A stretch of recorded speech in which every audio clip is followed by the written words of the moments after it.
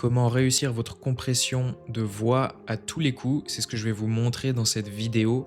On va parler de techniques utilisées par les ingénieurs du son professionnels pour avoir une voix clean, consistante, avec une dynamique contrôlée de A à Z. Et vous allez voir que cette technique est pas si compliquée que ça et que vous pouvez le faire chez vous en suivant cette vidéo. On va se baser ici sur ce guide qui est un guide au mixage vocal que j'ai créé, qui est totalement gratuit d'ailleurs et que vous pouvez aller récupérer dans la description de la vidéo. C'est le premier lien qui apparaît. Et donc là, on va se situer à l'étape de la première compression, ici, et de la seconde compression. Pourquoi première et deuxième? Parce qu'on va effectuer deux étages de compression. Donc on appelle ça la compression à deux étages. J'avais déjà fait, pour ceux qui me suivent déjà depuis quelques semaines, une première vidéo sur ce sujet.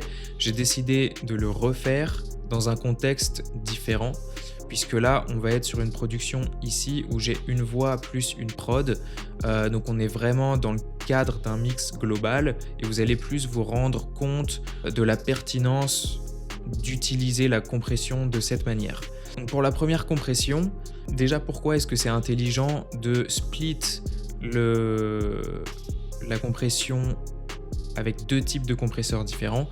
C'est parce que, en fait, tous les compresseurs n'ont pas le même caractère, d'accord, et n'ont pas la même réaction, notamment au transitoire.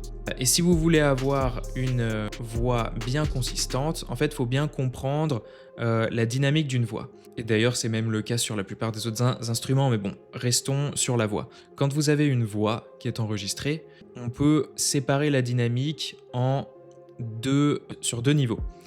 Le premier niveau, ce sont les pics. C'est-à-dire que quand vous parlez, vous avez un niveau moyen sur votre voix et vous avez des niveaux pics, c'est-à-dire les niveaux les plus forts qui sont très ponctuels, d'accord, il n'y en a pas beaucoup, mais vous en avez quand même tout le long d'une prise de voix. Et ces pics, il faut les contrôler. Et c'est à ça que va servir la première compression. Et le problème, c'est que si vous utilisez un seul compresseur pour faire tout le travail, c'est-à-dire toute la sculpture de la dynamique de la voix, en fait, vous n'allez pas pouvoir contrôler ces pics et donc vous allez avoir une compression qui va manquer de consistance et de contrôle sur la voix.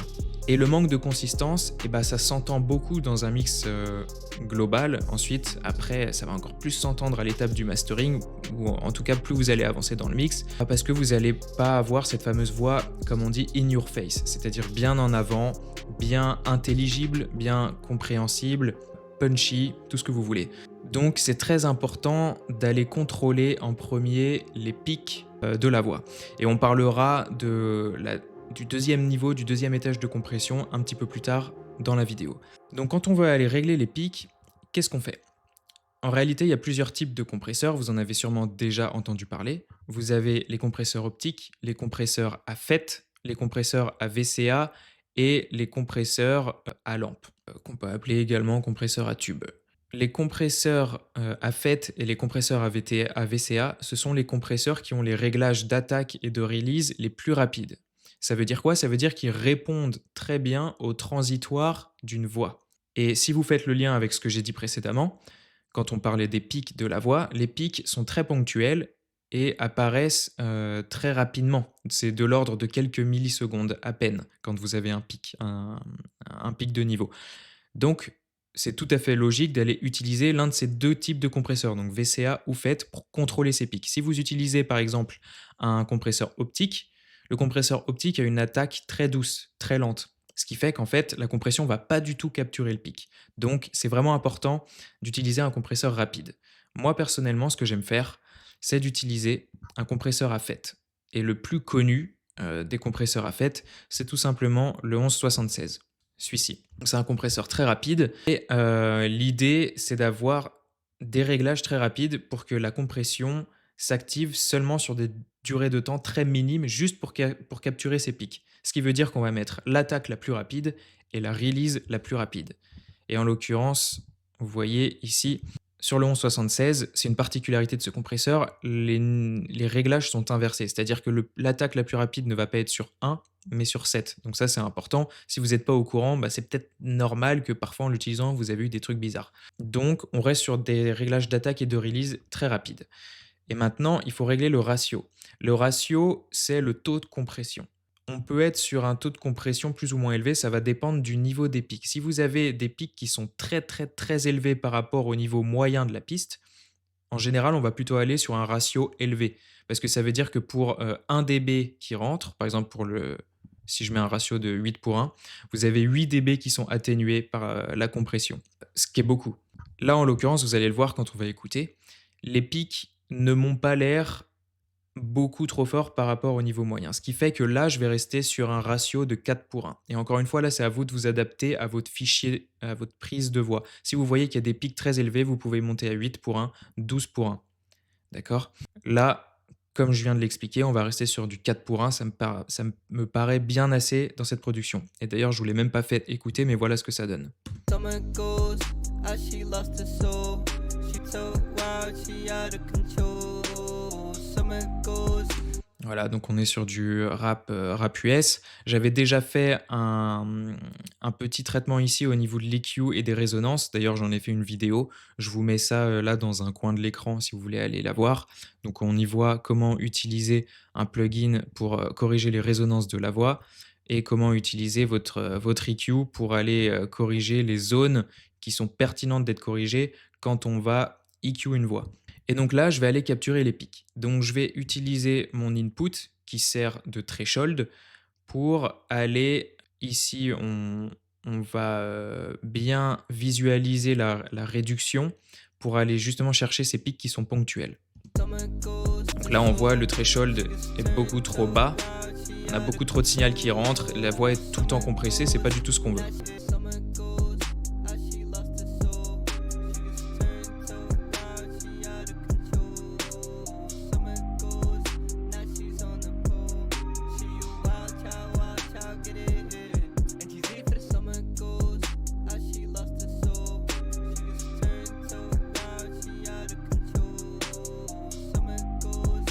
Voilà, vous voyez, là, il y a des passages, comme ce passage ici, qui est un peu plus calme, où il n'y a pas de compression.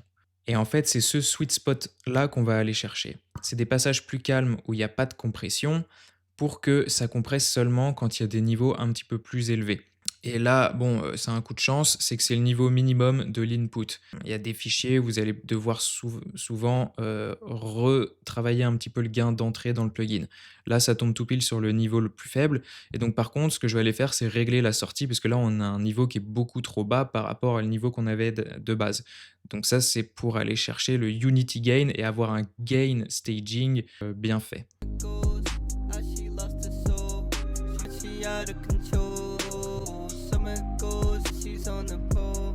She a wild child, get it. And she's here for the summer goes, as she lost her soul. She just turned so wild, she out of control. Summer goes. Voilà, donc là j'ai réglé mon compresseur et vous voyez que le compresseur agit seulement quand le niveau monte de manière assez brutale. Voilà, ici ça bouge pas. Et dès qu'il y a un pic, il y a une réduction de gain. Et donc là, on a réglé les pics. Et vous voyez, c'est pas bien compliqué. Donc je répète, attaque au plus rapide, release au plus rapide. Le ratio, ça dépend du niveau des pics que vous avez sur votre prise. S'ils sont pas particulièrement élevés par rapport au niveau moyen de votre piste, vous pouvez rester sur un ratio de 4 pour 1 et vous réglez votre threshold en conséquence. Et bien évidemment, avec un compresseur rapide, comme on l'a dit, donc soit à FET, soit à VCA. Maintenant que ce premier réglage est fait et qu'on a des pics qui sont contrôlés, on va pouvoir aller gérer le lissage de la dynamique. Et c'est là où on va avoir une dynamique contrôlée et une voix bien consistante, puisqu'on va avoir un niveau lissé. Alors le but, c'est pas non plus de squasher, d'aller compresser comme un malade, parce que là, vous allez perdre tout le flow de la voix et ça va dénaturer, déshumaniser complètement la voix. Donc on va rester sur des réglages de compression, ou en tout cas une réduction de gain honnête, adaptée à cette prise-là, à ce contexte-là, et vous allez voir que ça fait une grande différence à la fin. Maintenant, pour lisser la dynamique, quel type de compresseur on va utiliser? Et bien justement, là, on veut augmenter le niveau moyen, on veut avoir une dynamique plus lisse, une voix plus consistante. et qui reste naturel. Ça veut dire quoi? Ça veut dire qu'on va utiliser un compresseur qui va être beaucoup plus doux qu'un compresseur à FET ou à VCA. Donc un compresseur à lampe, ça peut marcher. Moi, ce que j'adore utiliser, c'est un compresseur optique. Et vous commencez un petit peu à voir là où je veux en venir.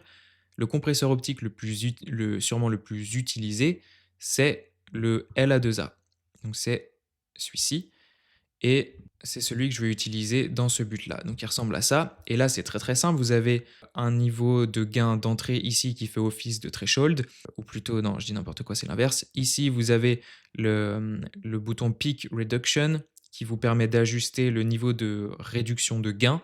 Et ici, vous avez le gain de sortie qui est adapté en fonction de la réduction de gain que vous allez avoir. Donc c'est très simple, vous avez que 2 boutons.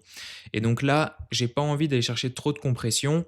Donc en fonction du contexte et en fonction de ce que j'entends, il faut aussi faire confiance à ses oreilles, je vais aller chercher.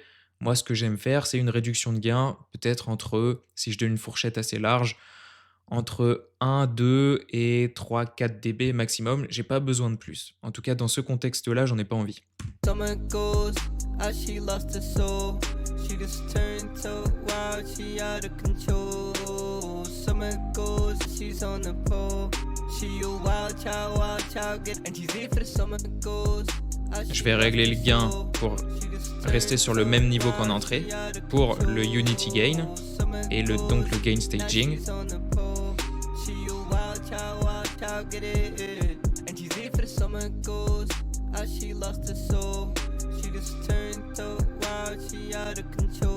Voilà, donc là, ça m'a l'air bon au niveau du Unity Gain. Et vous voyez, j'ai une compression qui varie entre 1 et 4 dB.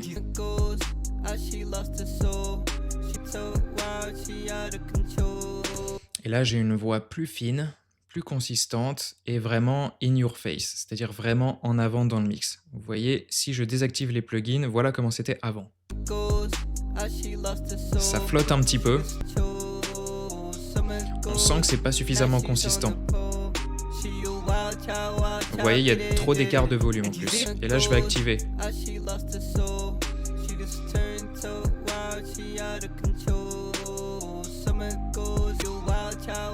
Et là, on est sur quelque chose de beaucoup plus constant, beaucoup plus consistant et plus linéaire, sans pour autant tomber dans des extrêmes où on irait complètement flinguer la dynamique. Sans.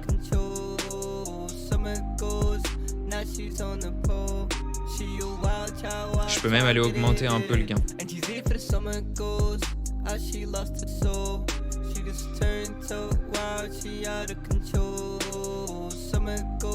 Et là, j'ai une compression qui est beaucoup plus musicale. Comme on a séparé la compression entre 2 compresseurs, on n'a pas un seul compresseur qui fait tout avec une grosse réduction de gain. Donc le rendu est plus naturel, plus musical. Vous voyez, la compression est beaucoup plus contrôlée. On ne l'entend pas forcément, ce qui est la plupart du temps une bonne chose.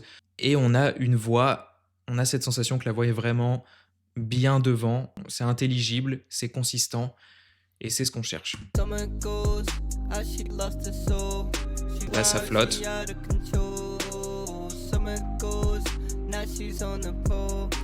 Et là, c'est constant. Donc voilà pour cette vidéo sur la compression.